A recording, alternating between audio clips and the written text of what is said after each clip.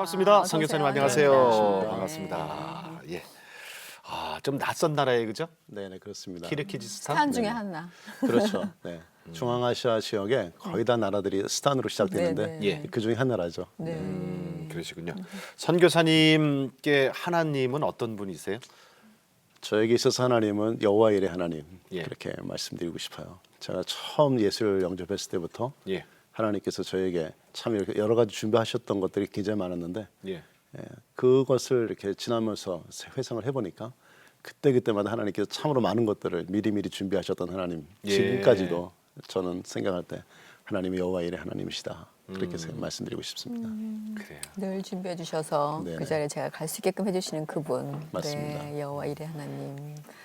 그 아까 저희가 잠깐 말씀드렸지만 키르기스탄에서 오셨어요. 가신 지 얼마나 되셨죠? 제가 키르기스탄만 18년째 지금 살고 그래요? 있습니다. 네네. 지금은 그나마 이야. 조금 이 나라가 옆에 비슷한 나라들이랑 같이 좀 알려져 있기 시작하지만 18년 전에는 어땠을까 싶은 나라들인데 이왕이면 그 키르기스탄 좀 소개를 해주시면 좋을 것 같아요. 네, 18년 전에 1995년도죠. 제가 예. 처음에 이제 그 땅에 들어갈 때는 사실 저도 키르기스탄이 어딘지 몰랐습니다. 그리고 또 제가 살고 있는 지금 그 비슈케크라는 그 수도 역시 네. 제가 어디 있는지 몰랐어요. 그러니까 처음에 이제 그 땅을 들어갈 때만 해도 많은 사람들이 예.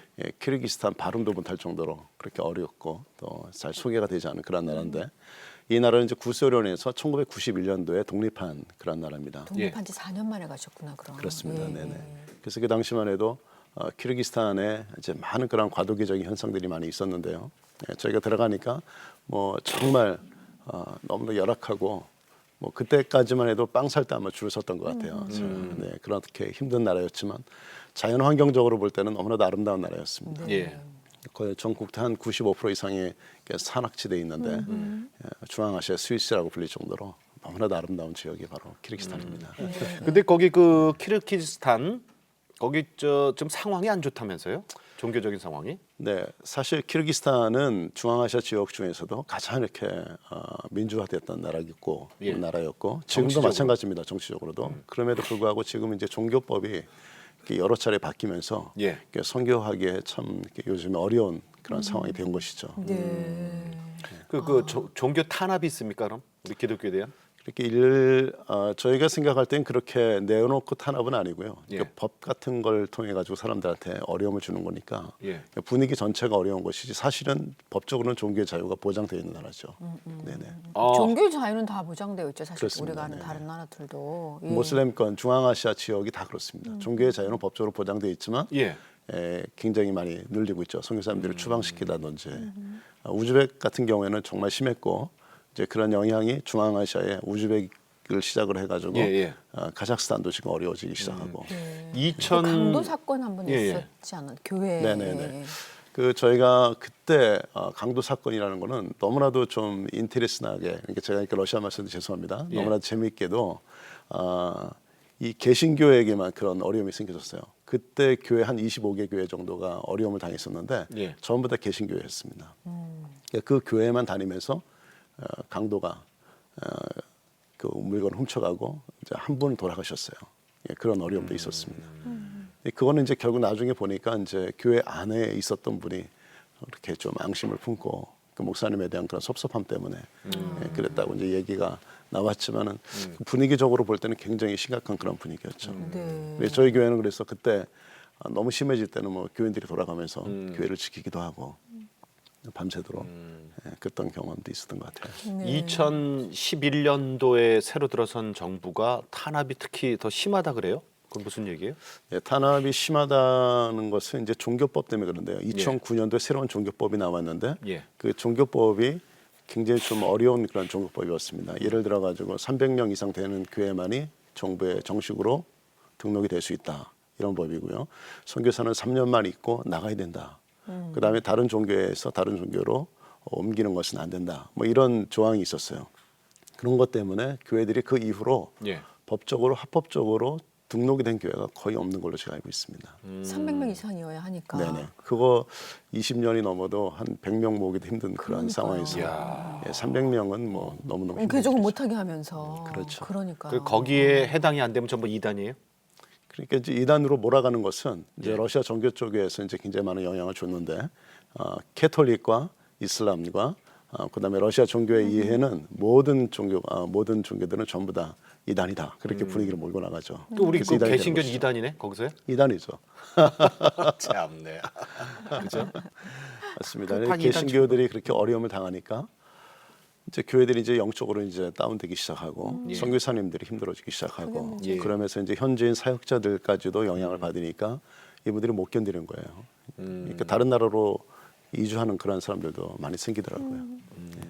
그래요. 그곳에서 사역이 어떤 모습인지 저희가 좀 보면서 화면을 보면서 계속 가는 거예요? 진행하도록 하겠습니다. 네. 키르기스탄? 키르기스탄은 네, 갑시다. 알았어요. 예. 네.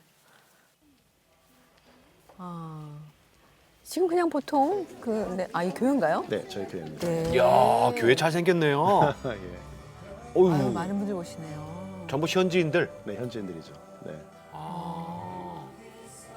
되게 열정적이신가요? 네, 이분들도? 아주 열정적입니다. 네. 제 성도들이. 네, 지금 저희가 설교하는 그런 시간이고요. 네. 예.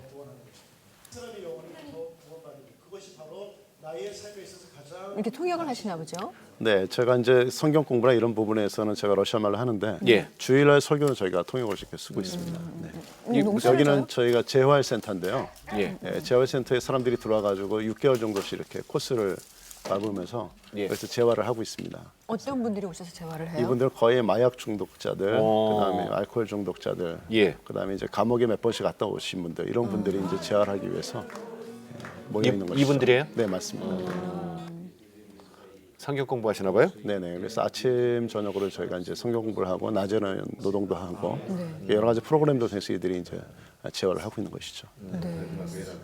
그곳에도 이렇게 중독되신 분이 많으시구나. 네. 저희가 양계장도 이제, 있네. 네, 재활을 시키게 되니까 이제 저희들이 일도 가르쳐야 되잖아요. 네네. 그래서 양계도 하고 또 여기서 나오는 수익으로 재활센터가 또 운영도 되고, 그래서 저희들이 지금 양계를 하고 있습니다. 이곳은 이제 저희가 이제 매주 토요일마다 노숙자들을 위해서 저희들이 이제 무료 급식을 하고 있는데요. 예. 겨울에는 이제 저희들이 이제 매일 하죠. 이건 이제 매주 토요일 지금 하고 있는데. 순두부찌개처럼 비슷하게 보이네. 아이고 우리 많은 분들이 오셨어요. 어르신들도 많고. 네네. 그래서 이것이 이제 일주일에 한 번은 이제 이 주에 계신 분들이 많이 오시는데 예. 이제 겨울 시즌에 저희가 매일 할 수밖에 없어요. 왜냐하면 많은 분들이 동사에서 돌아가십니다. 네. 겨울에 너무 추우니까. 그래서 하루에 한 끼라도 이제 저희들이 식사를 대접하는 것이 저분들에게 큰 도움이 되죠. 나가서. 네, 나가서 저희가 직접 찾아다니는 것이죠. 저분들을. 네, 이렇게 다니면서.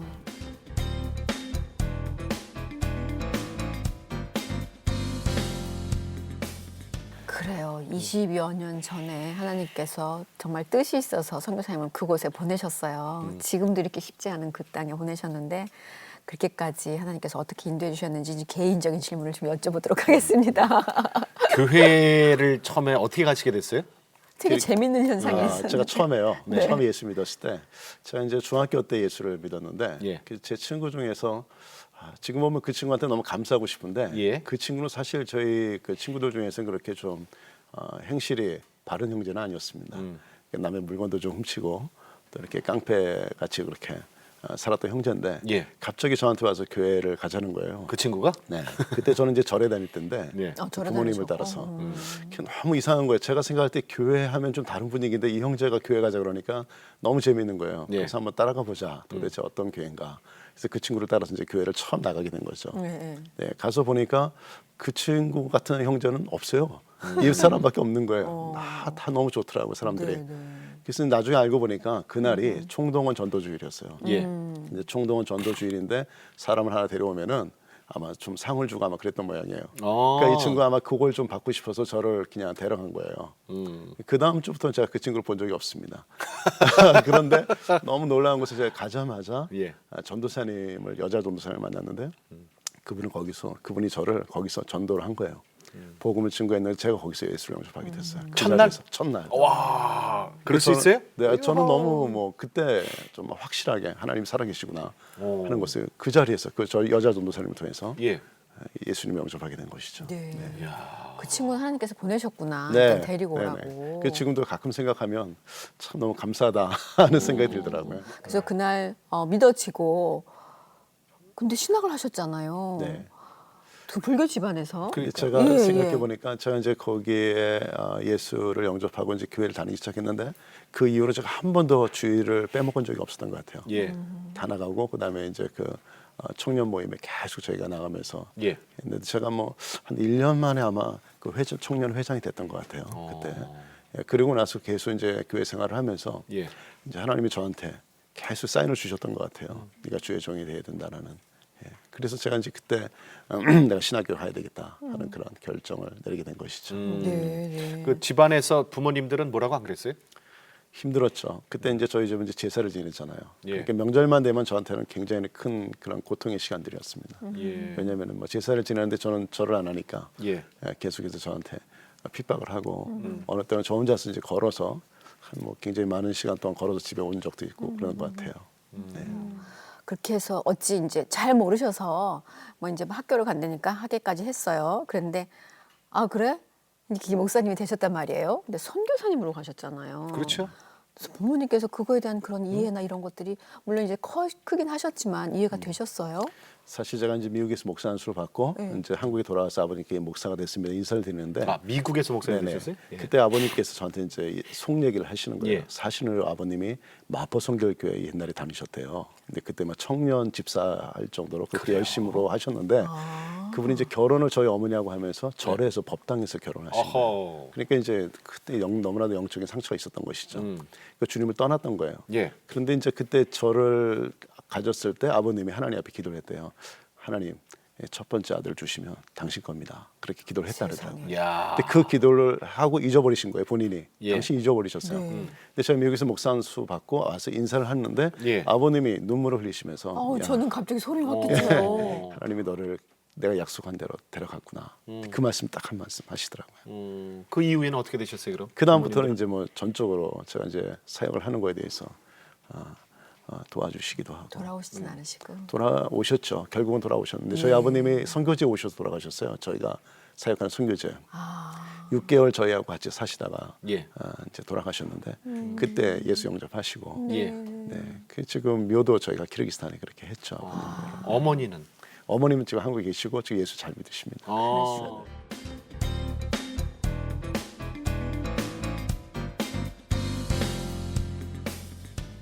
보니까 목사님 선교 여정에 많은 나라들이 있어요. 네. 북한, 독일, 미국, 러시아, 키르기스탄. 이게 어떻게 이렇게 된 거예요? 제가 이제 전도사로 사역할 때 그때 이제 북한 선교원이라는 곳에서 제가 사역을 했었어요. 네. 그때 이제 북한의 문이 열리면은 그때 들어가서 복음을 증거하는 이제 그런 단체잖아요. 그때 제가 이제 북한 선교원에서 일하면서 그때 처음으로 이제 선교에 대한 그런 비전을 갖게 되었어요.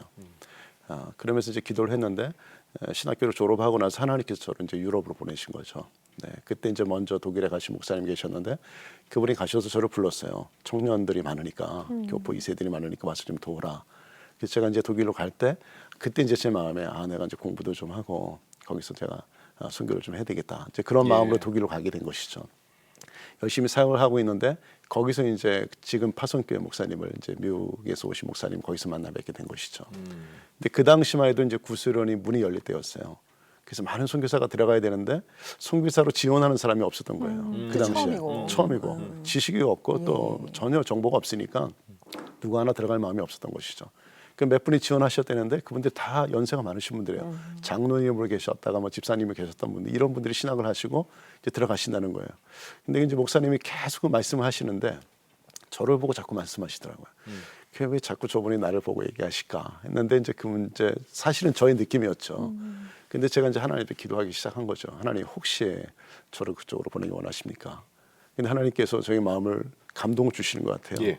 그래서 제가 이제 목사님을 찾아뵙고 목사님 제가 가겠습니다. 그랬더니 그렇게 빨리 결정하지 말고 내가 두 가지 초이스를 줄 테니까 생각을 해보고 결정을 해라. 첫 번째는 이제 영국에 가가지고 교회를 개척을 하든지 아니면은 이제 사할린에 가든지 둘 중에 하나 하라는 거예요.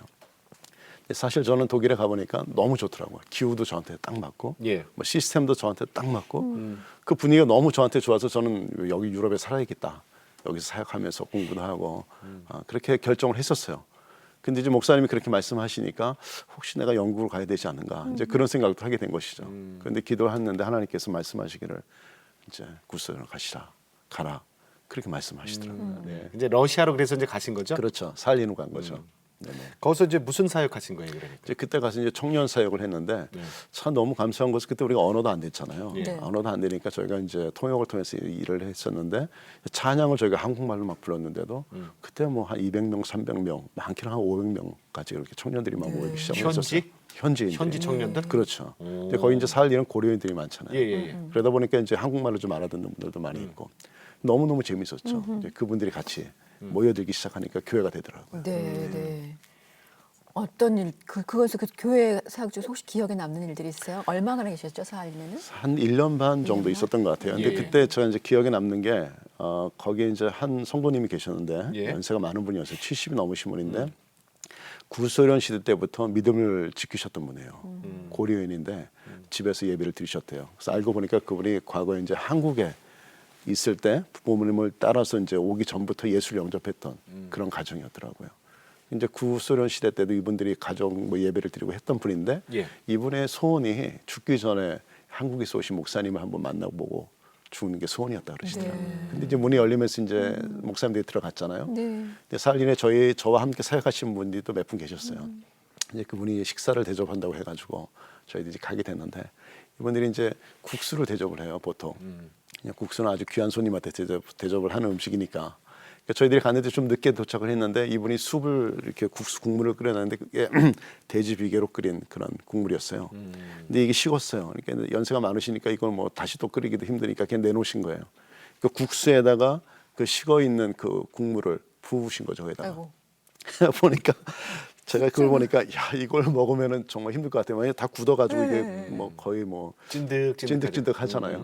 근데 옆에 계신 송교사님은 굉장히 천천히 드시더라고요. 조금씩. 근데 저는 뭐 그렇게 해가지고 안 되겠어요. 그래서 얼른 한 그릇 다 비웠죠. 그래서 한 두 그릇을 그냥 거기서 그냥 다 먹었는데 한 일주일 넘게 제가 아마 배가 아파가지고 고생했던 기억이 나요. 배탈 나셨구나. 배탈 나가지고. 예, 그 다음부터는 제가 몇 년을 국수를 안 먹었던 것 같아요. 국수로 배탈은 났지만 그분 그 할머니가 얼마나 좋아하셨을까요? 그럼요. 그분이 이제 그때 이제 저희들을 만나고 이제 그 딸들이 다 예수 영접하고 네. 아주 잘 쓰임 받는 그런 사역자들이 되었어요. 네. 한국말로 저 설교 한번 듣는 게 소원이었다는 거 아니에요? 그렇죠. 그러니까. 네네. 그죠. 우리나라 말, 그죠. 우리말. 네네네. 우리말을 듣고 싶은 거지. 이게 또 하나의 기억은 저희가 거기서부터 한 200km 정도 떨어진 마르코프라는 그런 지역이 있는데 예. 이제 해안 도로를 따라서 올라가는 길이에요. 근데 그때만 해도 이제 저희가 일본에서 갖고 온 차가 있었어요. 예. 근데 러시아 차가 너무 오래돼 가지고 없으니까 일본 차는 핸들이 반대잖아요. 그렇죠. 근데 선교사님이 돌아가면서 운전을 하고 가는데 제가 이제 운전할 그런 시간이 와가지고 운전을 하는데 이게 스틱으로 돼 있으니까 왼손으로 기아를 해야 되니까 이게 굉장히 힘들더라고요. 그렇네요. 이 익숙 시간을 이렇게 네, 처음 하는 네, 운전인데 네, 네. 제가 이제 모든 분들이 다 주무시고 저 혼자 운전하고 가고 있는데 앞에 뭐가 나타나는 것 같아요. 사실 아무것도 없었는데 근데 브레이크를 제가 밟은 거예요. 근데 눈길이었거든요. 그래서 차가 돌기 시작하더라고요. 돌기 한 서너 바퀴 돌았던 것 같아요. 딱 서서 나가서 보니까 양쪽이 다 낭떠러진 거예요. 아이고. 한쪽은 바닷가고 한쪽은 완전히 계곡처럼 돼 있어요. 아이고요. 이쪽으로 떨어지든지 이쪽으로 떨어지든지 아마 다 죽었을 거예요. 아마 그것이. 근데 하나님께서 딱 거꾸로만 차 방향만 바꿔서 딱 세워주셨어요. 그때 우리가 나와가지고 야 세트로 우리가 하나는 천국 갈 뻔했다. 그런 기억이 남아요.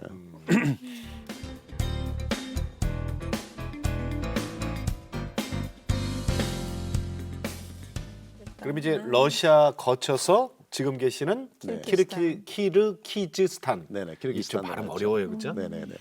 1995년에 오리지널 발음 좀 한번 해보세요. 키르기스탄. 키르기스탄. 네. 아니 부드럽네. 네. 근데 우리는 왜 안 되지 나는? 네. 우리 안 키르기스탄? 사니까. 네. 거기 창립 예배 얘기 좀 해주세요. 이게 참 뭐 어떤 기적이 일어났다고 네, 1995년도 4월에 제가 이제 처음에 이제 그 땅에 들어가가지고 처음에 이제 모임을 가져야 되는데 한 6명 정도 모였던 것 같아요. 그때 이제 같이 저희 가족과 함께 6명 정도가 모임을 시작했는데 그때 이제 저희들이 전도를 해야 되잖아요. 누군가 모아가지고 예배를 드려야 되니까. 그래서 제 아내하고 아이들하고 이제 같이 나가서 백화점 앞에 가가지고 이제 기타를 치면서 전도를 하기 시작했어요. 그때도 이제 언어가 제대로 안 되니까 뭐 하여튼 뭐 떠듬떠듬 러시아 말 찬양도 몇 곡 하면서 한국말로도 찬양을 했어요. 그러니까 이제 사람들이 모여들기 시작하더라고요. 그러니까 이제 제 아내하고 아이들하고 또 옆에 있는 형제 자매 몇 사람이 같이 이제 전도지를 나눠주잖아요. 이제 그게 창립 예배를 한다는 그런 안내지였어요. 예. 그러니까 6월 25일에 창립 예배를 하니까 이제 어디서 한다 모여라. 이제 저희가 이제 계속 전도지를 나눠주면서 노방 전도를 한 것이죠. 그래서 이제 6월 25일 날 이제 저희가 창립 예배를 하기로 하고 아주 큰 홀을 저희가 믿음으로 그때 빌리게 된 거죠. 그때 어디서 그런 믿음이 나오는지 몰라요. 사실은 뭐 처음 교회가 시작하니까 뭐 얼마나 모이겠습니까? 근데 그 홀이 350명 모이는 홀이었어요.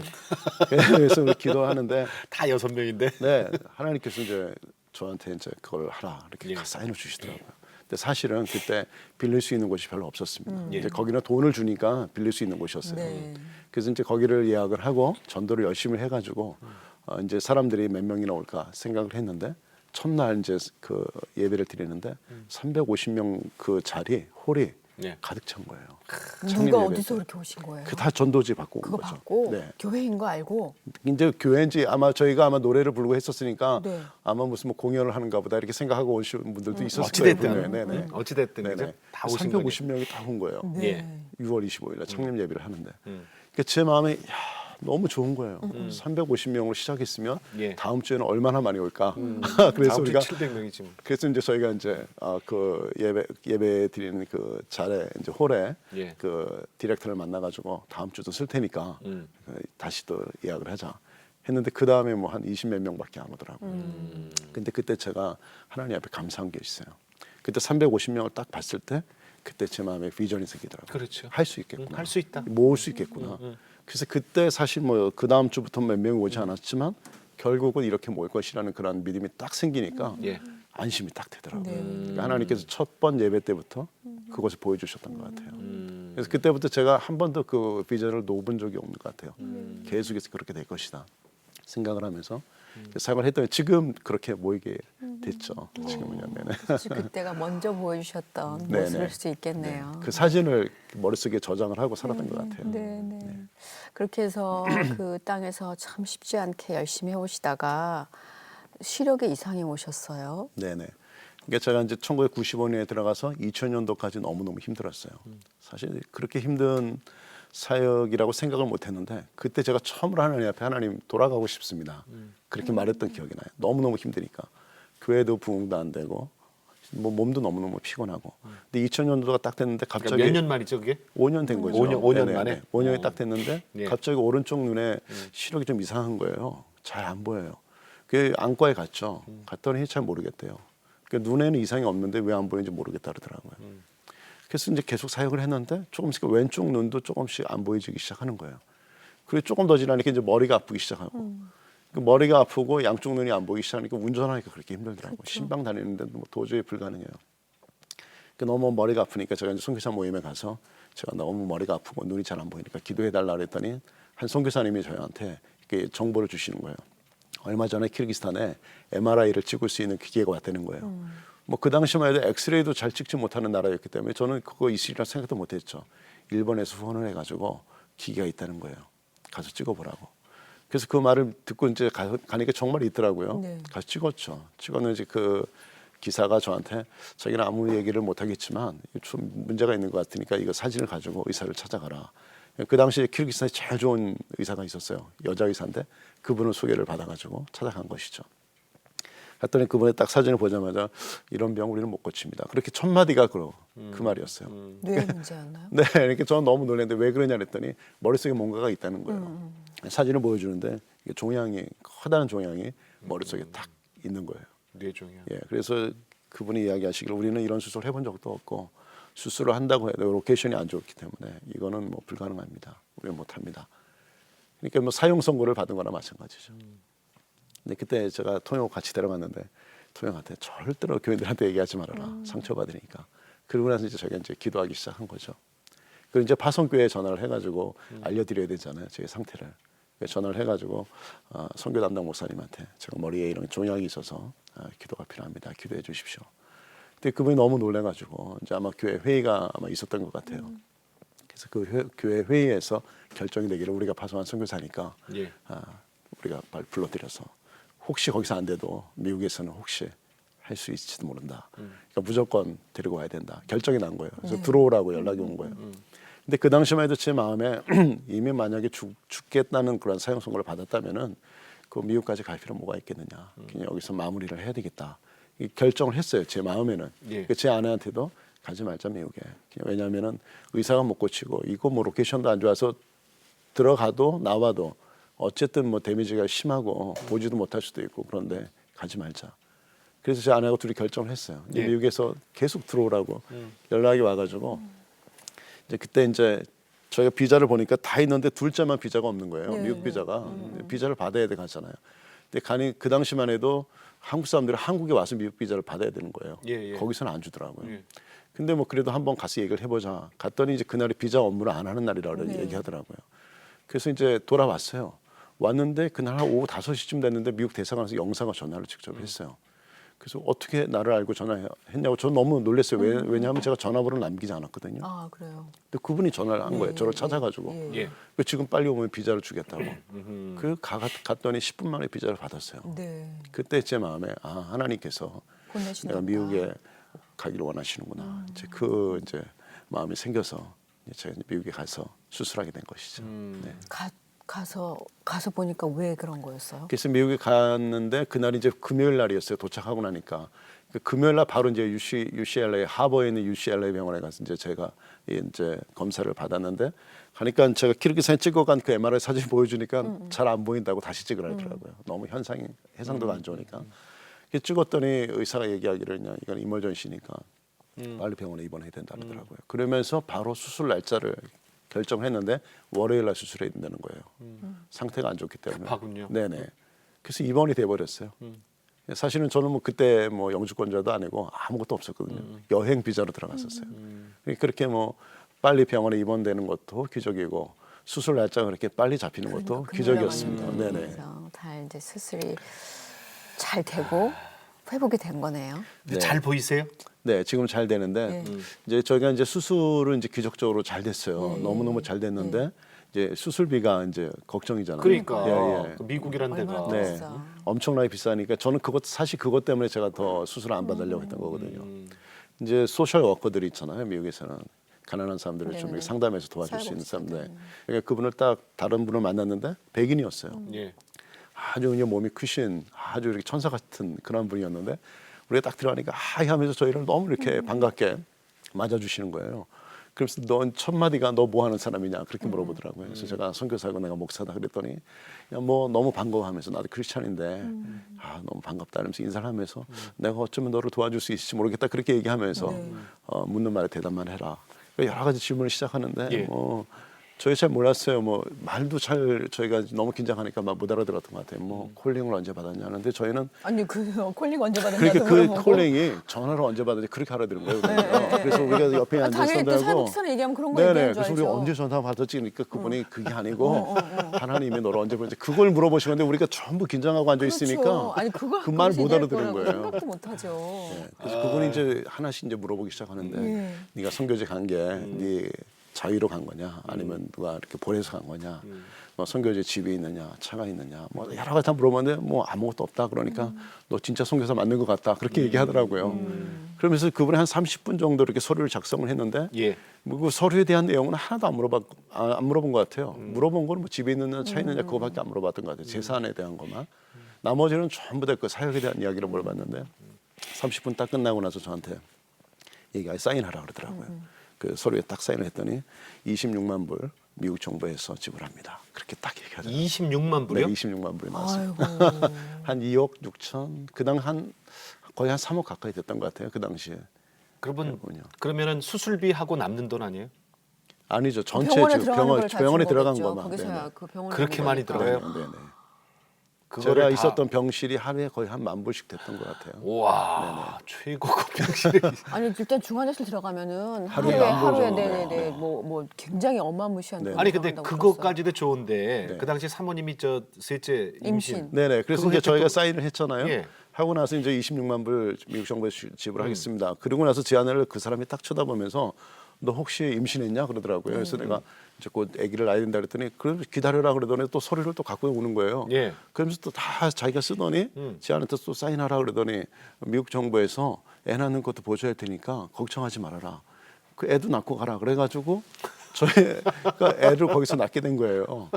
그래서 미국 정부에서 주는 그런 보조를 받아가지고 제 아내가 메디칼이 된 거예요. 메디칼이 됐는데 저와 제 아내 그리고 아직 태어나지도 않은 아이, 그다음에 예. 멀쩡한 두 딸까지 다 온 가족이 메디칼이 돼가지고요. 그때 이제 제가 회복하는 동안에 돈 하나도 안 내고 병원 다니면서 약도 공짜로 먹으면서 예. 그렇게 회복이 되었죠. 이거 보면 정말 그래요. 우리가 먼저 그의 나라 그의 의를 맞아요. 구하면 그거예요, 그거. 해주신다고 했는데 맞습니다. 정말 그렇게 다 해주셨는데 그렇지만 그 현장 상황에 있는 우리들은 얼마나 마음이 때로는 조마하며 얼마나 또 안타까운 마음이 들 때가 또 특히 아내 입장에서는 얼마나 많이 있었겠어요. 맞습니다. 그래서 사모님께서 그 예. 당시의 상황을 어떻게 보셨는지 사모님 얘기를 저희가 좀 들어봤습니다. 한 2000년 그 수술 그러니까 목사님이 아프시기 전에 제가 기도를 하는데 하나님 앞에 하나님 저 너무 힘들어요. 하나님 너무 힘들어요. 그리고 하나님 내가 이 땅에 있어야 될 이유와 하나님 우리 가정을 축복하시고 하나님이 정말 우리와 함께 하신다면 하나님 뭔가를 저한테 보여주세요. 정말 너무 힘들어요. 그냥 제가 그냥 하나님 앞에 기도를 했어요. 아 목사님이 이제 아프기 시작하는 거예요. 그러니까 저는 임신이 벌써 돼 있고 임신한 걸 확인을 한 상태에서 목사님이 이제 아프기 시작하고 이제 미국까지 이제 가게 됐잖아요. 그러니까 저는 벌써 한 5개월 이상 아이가 이렇게 이제 벌써 임신 기간에 들어서 있고, 그러니까 너무 황당하더라고요. 근데 기도하는데 하나님이 그렇게 말씀하시는 거예요. 네가 얼마 전에 나한테 그렇게 너 너무 힘들다고 내가 너를 사랑하고 축복하는 좀 증거를 보여달라 그러지 않았니? 이러시는 거예요. 그래서 제가 그건 아닌데 애기는 아닌데 그리고 이렇게 목사님이 아프시면 이 새 아이를 데리고 제가 어떻게 이제 선교지에서 어떻게 하나님 살아야 되는 거죠? 그리고 이거는 제가 하나님께 원하는 그거는 아니었던 것 같아요. 하나님한테 그럼 제가 막 정말 푸념 아닌 푸념 하면서 기도를 회복하는데 하루하루가 목사님이 이제 눈이 이상하게 보인다고 그러는 거예요. 이제 의사들이 와서 검사를 하고 그러다 보니까 이제 완전히 그 잃어버렸던 눈을 이 보이기 시작하는 거예요. 잃어버렸던 눈이 보이기 시작하는 거예요. 그래서 그 수술로 인해서 종양도 완전히 제거되고 잃어버렸던 눈도 100% 다시 회복되고 하나님이 이거야 내가 이렇게 너희를 사랑해. 내가 이렇게 많이 사랑해. 이렇게 말씀을 하시는 것 같더라고요. 이렇게 많이 사랑해 너희를. 그 말이 참 와닿네. 이렇게 이렇게 많이 많이 널 사랑해. 예. 그 큰 수술 겪고 나면은 왜 목사님 그 은혜가 더 크잖아요, 우리가. 네. 그때 어땠었어요? 그때 제 마음에 여러 가지가 이렇게 겹쳐지면서 이렇게 오버랩되면서 생각됐던 게 뭐냐면 제 인생을 돌아봤어요. 하나님 나를 어렸을 때부터 불러서 신학교 때 졸업하고 바로 선교사로 나가게 하시고 여러 가지들을 저희 인생에 보여주셨는데 왜 하나님께서 그렇게 빠른 속도로 저를 그렇게 사역자로 일할 수 있도록 길을 열어주셨을까 생각을 했었어요. 예. 그리고 그때 이제 병에 딱 걸렸을 때 내가 죽어야 된다고 생각했을 때는 내가 이렇게 짧게 사역하고 죽게 하려고 하나님께서 나를 빨리 부르셨는가 이제 그런 생각도 들었었어요. 그 마음에 좀 섭섭한 마음이 생기더라고요. 하나님 앞에. 그런데 제 마음에 수술이 딱 끝난 다음에 이런 생각이 들었어요. 하나님이 나에게 수술을 허락하신 것은 나 좀 만나자. 네가 정신없이 다니기만 하고 정신없이 사역하는데 네가 지금 나를 좀 만나야 되지 않겠느냐. 그 사인을 저한테 주셨던 것 같아요. 그러니까 제가 그때 만약에 수술 없었으면요, 저는 그냥 계속 갔었을 거예요. 근데 그때 딱 하나님 멈추게 하시고 이제 나를 좀 만나고 내 음성도 듣고 내가 가르쳐주고 내가 보여주는 그 길로 네가 가야 되지 않겠니? 그거를 하나님께서 그 시간에 저한테 보여주셨던 것 같아요. 그 다음부터 제가 이제 사역이 달라지기 시작했던 것 같습니다. 달라졌어요. 네. 어떻게 그때 이제 제가 달라졌어요? 이제 수술을 하고 나서 키르기스탄에 돌아왔잖아요. 돌아왔는데 보니까 성도들도 달라졌어요. 저만 달라진 게 아니고 이제 목사가 이제 죽겠다고 생각했으니까 이 사람들이 얼마나 기도 많이 했겠습니까? 영적으로 쑥 커져 있는 거예요. 그리고 더 넓어 보이고 모든 것이 하나님과 함께 가야 되겠다는 그런 결정이 내 마음속에서 순간순간 계속해서 일어나기 시작하는데 그때 제 마음에 이 교회를 이렇게 해가지고 안 되겠구나. 좀 더 열정을 내가지고 좀 키워보자. 근데 그 키워보자가 뭐 저희 힘으로 되겠습니까? 그때 제가 하나님 앞에 기도하면서 하나님 그러면 제가 하나님 앞에 헌신하겠습니다. 성전을 좀 주십시오. 그래서 하나님 앞에 성전을 달라는 기도를 그때 시작을 했는데요. 놀라운 기적으로 성전을 저희가 사게 됐어요. 네. 하나님께서 계속 건물들을 많이 보여주셨는데 한 건물을 보여주셨는데 굉장히 큰 건물을 저희한테 보여주셨어요. 근데 뼈대만 있는 건물인데 한 10년 정도 방치되어 있는 건물이었습니다. 엄청나게 큰 건물이었어요. 근데 그걸 딱 보는 순간에 이거다라고 하나님께서 말씀하시는데 딱 결정하고 돌아와서 성도들을 데려가서 자 이거 사겠습니다. 기도합시다. 그랬더니 성도들이 다 저를 외면하는 거예요. 우와. 아니, 이거 아닙니다. 이걸 어떻게 삽니까? 근데 뼈대가 너무 크니까 사람들이 이제 겁을 먹는 거예요. 이게 뭐 도저히 안 된다는 거예요. 그래서 제가 이렇게 알았다 그러고 이제 제가 선교사님들한테 가서 기도를 좀 부탁했어요. 우리 이거 뭐 사야 되니까. 근데 선교사님이 저한테 강 목사 내가 정말 사랑해서 내가 조언을 하는데 이거 짓다가 망해. 하지 마. 사역 실패해. 그러는 거예요. 워낙 크니까 사는 것도 힘들고 완성을 어떻게 시키냐는 거죠. 그때 제 마음속에 하나님이 정말 내가 이대로 포기해야 되겠습니까? 그런데 하나님께서 살아 계속 말씀하시는 거예요. 매일 아침마다 제가 그 건물에 가서 손 얹고 안수기 됐어요. 하나님 이거 사겠습니다. 도와주십시오. 주인한테 가서 믿음을 선포했습니다. 내가 한 달 이내에 살 테니까 어느 누구에게도 팔지 말아라. 가격을 얼마냐고 물어보니까 17만 불이라고 얘기하더라고요. 그 당시 17만 불 큰 돈이었습니다. 그런데 건물이 워낙 크니까 그 정도 되는 것이죠. 근데 그때 이제 우리 카자흐스탄에서 우리 전체 모임이 있었어요. 우리 선교사 모임이 있었는데 우리 파송 선교사들. 근데 거기에 누가 와 계셨냐면 황성주 박사님이 거기 오셨어요. 예. 아시죠, 황성주 예. 박사님. 근데 예. 제 바로 앞에 계셨는데 서로 이제 기도 제목을 나누면서 저는 이제 건축을 해야 되니까 건물 이런 건물이 있는데 좀 살 수 있도록 기도해 주십시오. 이제 시드 머니가 얼마나 있냐 물어보시더라고요. 그때 이제 미국 샌디에고 갈보리 교회에서 보니 6만 불이 있었어요. 어느 분이 이제 헌금을 하신 거예요. 그러니까 그 6만 불을 가지고 저는 그걸 믿고 하나님이 채워주실 걸 믿었죠. 근데 그 황성주 박사님이 그 당시 저한테 말씀하시기를 그러면은 11만 불 중에서 제가 반은 제가 목사님 도와드리겠습니다. 약속하시고 얼마나 감사해요. 근데 제가 목사님 너무 감사합니다. 그러고 나서 이제 헤어졌어요. 저녁 때 제가 목사님을 찾아가서 목사님 제가 생각해 보니까 다 해주셔야겠습니다. 나올 데가 없습니다 돈이. 그 목사님한테 부탁을 해가지고 목사님이 이건 제가 혼자 결정할 수 없으니까 한국에 돌아가서 결정하시겠다고. 근데 나중에 결국은 목사님께서 그 나머지 돈을 다 보내주셨죠. 그래서 아까 우리 그 영상으로 본 거기에 그럼 네 맞습니다. 돌집으로 좀 큰 거. 네네네. 그래서 그 뼈대를 저희가 이제 산 거예요. 처음에는 저는 그게 교회 겉모습은 아닌 줄 알았어요. 그러니까 무슨 성 같죠. 네. 이제 뼈대만 있으니까 뭐 전혀 아주 흉물이었죠. 그 동네에서 그걸 좀 없앴으면 좋겠다고 사람들이 계속 민원을 하고 그게 그랬던 이제 것 같아요. 교회가 된 거죠. 그렇죠. 교회 이름이 예, 비슈케크 은혜교회. 비슈케 은혜교회. 은혜교회. 네.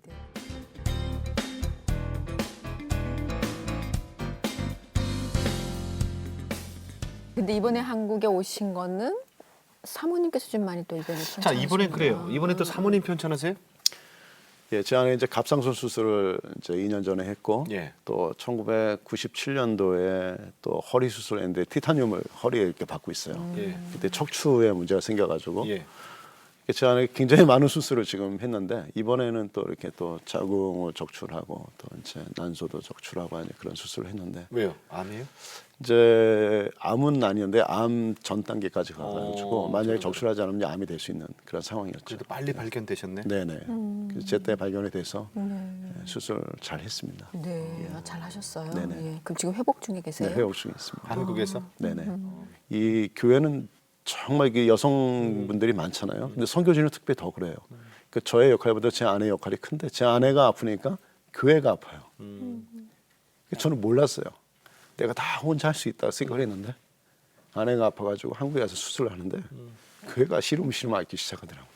몰랐습니다. 왜 이렇게 아픈지. 알고 보니까 제 아내가 했던 그 역할이 너무 컸던 거예요. 그거 몰랐습니다, 저는. 근데 이제 와서 생각해 보니까 아, 이게 하나님께서 제 아내를 통해서 참 교회에 많은 일들을 해오셨구나 하는 것을 알게 되면서 지금도 제가 하나님 앞에 기도하는 것은 하나님, 이제는 제 아내가 그만 아팠으면 좋겠습니다. 차라리 아프면 제가 아픈 게 낫지 않을까요? 그렇게 하나님 앞에 기도를 가끔 하고 있어요. 네. 가끔이 매일 하셔야 돼. 맛있는 아, 것도 참. 그때 못 사줬다고. 그러니까 목사님 그때 수술실에 들어가기 전에 그런 기도 하셨는데 그 이후로도 또 괜찮아지니까 또 잘 케어를 못 해주시고. 네, 그게 이게 선교지에서는 아시다시피 누가 후원을 한다든지 아니 이렇게 돈을 자꾸 들어갈 때가 보내주면은 많이 보이니까. 이 돈의 첫 번째 순위가 가족이 아니에요. 이상하게 자꾸 이렇게 교회 쪽으로 쓰잖아요. 근데 한번 하나님께서 저한테 그런 말씀을 주시더라고요. 그 제 아내한테 갈 몫을 제가 이렇게 다른 데다 쓰니까 저한테 도둑이라고 말씀하시더라고요. 그래서 저는 그게 너무너무 충격적이었어요. 왜 도둑일까? 그랬더니 제 아내의 몫을 훔쳐가지고 여기다 썼다는 거예요, 제가. 횡령이다. 그러니까 이거는 제가 사역을 한다고 하는 그 이름으로 도둑질을 하면서 잘못된 그런 재정 관리를 하면서 썼던 거지. 그러니까 제 아내가 또 제 자녀들이 받아야 될 그 몫을 제가 그냥 훔쳐가지고 다른 데다 그냥 유용한 거죠. 그러다 보니까 가정이 건강해질 수가 없잖아요.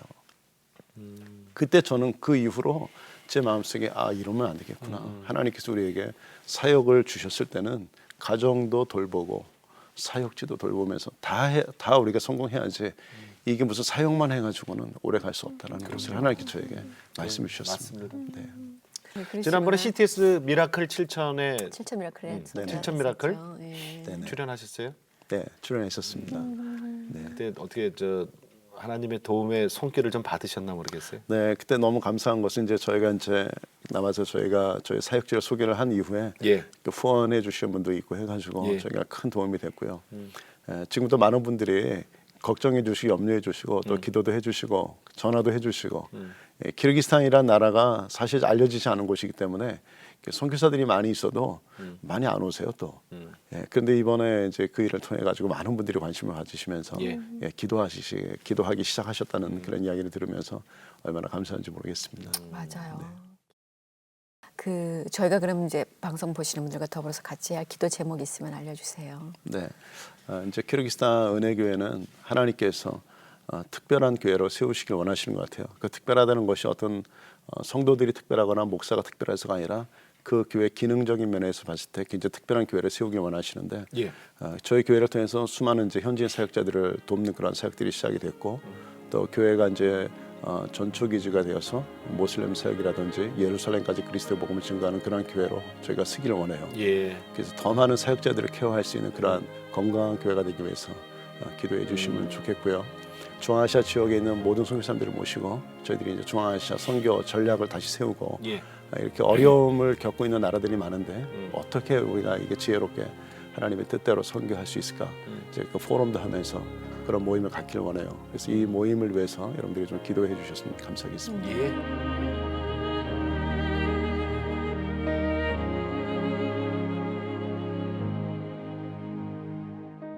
특히 사모님 이번에 건강 또 회복되신 게 얼마나 기쁜지 몰라요. 네, 그렇습니다. 네, 거기 또 키르기스탄 거기 성도분들도 얼마나 기도를 많이 하셨을까요, 그죠? 네, 아까도 말씀드렸다시피 이제 성도들이 아프잖아요. 제가 예. 아내가 아프니까. 그러니까 본인들이 자기가 아픈 것처럼 얼마나 그렇게 열심히 기도했는지 몰라요. 네, 그 기도 힘이 제 아내에게 새 힘을 주었는지 모르겠습니다. 아까 잠깐 봤지만 정말 뜨겁더라고요, 그분들이. 네, 아주 기도하고 뜨겁습니다. 찬양하는 거 아니 보니까. 그곳에도 이렇게 이제 노숙인 사역하시고 그러시잖아요. 섬기는 사역을 같이 하고 계시잖아요. 네. 네, 이슬람 한복판에 지금 계시는 거예요, 그죠? 네, 그렇습니다. 이게 전초기지라고 표현하셨거든요. 네. 고맙습니다, 목사님. 네. 네. 선생님 강형민 감사합니다. 선교사님, 감사합니다. 네, 감사합니다. 고맙습니다. 네.